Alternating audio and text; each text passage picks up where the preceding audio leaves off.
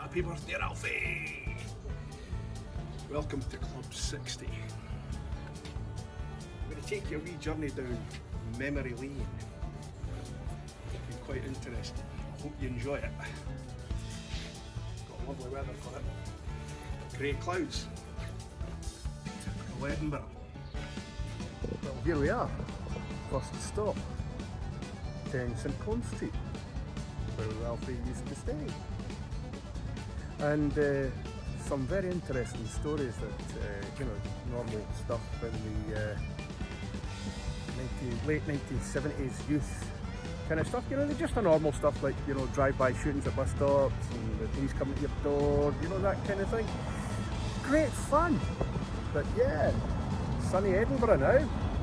And that's where Ralphie Boy used to stay, and it was actually the site of the first multi-track recording for Ralphie Boy and me on a TIAC Porta Studio, cutting edge technology for 1978-79.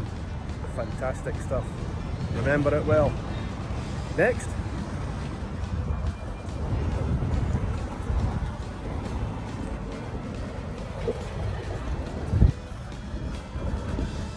Yes, indeed, the previous stop, the story that I meant to allude to, was the time a chap turned up to have a look at, I think it was a Peugeot, a blue Peugeot that he was selling.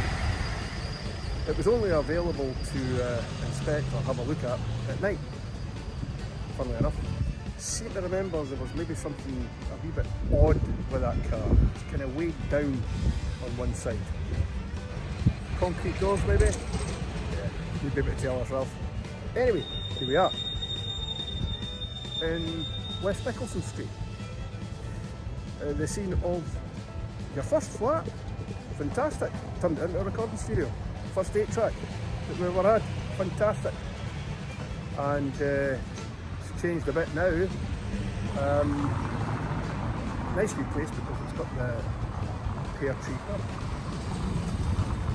right across the road. Trust you to buy a flat right across the road from our pub. Great stuff.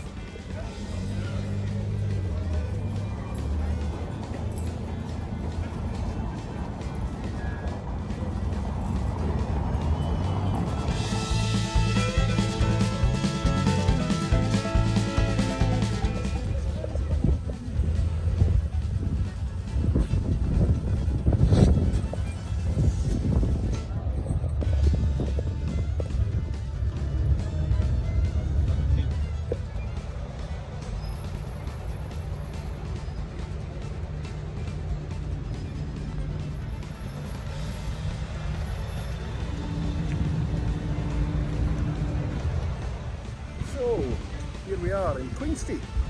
Do you recognise it, Ralph? Queen Street is at the opposite end of 10 St Clones Street in Edinburgh. It's changed quite a bit. Trams come down here, they're doing all the work, etc. We do remember getting a phone call to come down to Queen Street.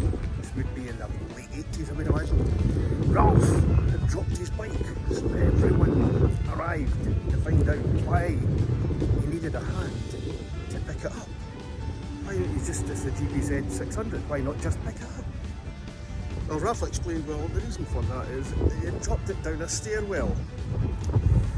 It had ended up in the stairwell just behind me here. Upside down, jammed. So we managed to actually get mobbed together, dragged it out of the stairwell. I can't remember how many of us did it. It arrived off the stairwell with a scratch, a tiny little scratch on the fairing. The bloody thing was upside down inside a stairwell. I think if you fell out a window, Ralph, you would just go up. Well, that was a great wee Edinburgh tour. I did enjoy that. And thanks, Ralph, for affording me the occasion to go around those important hotspots, important to all of us in our past lives. Great fun.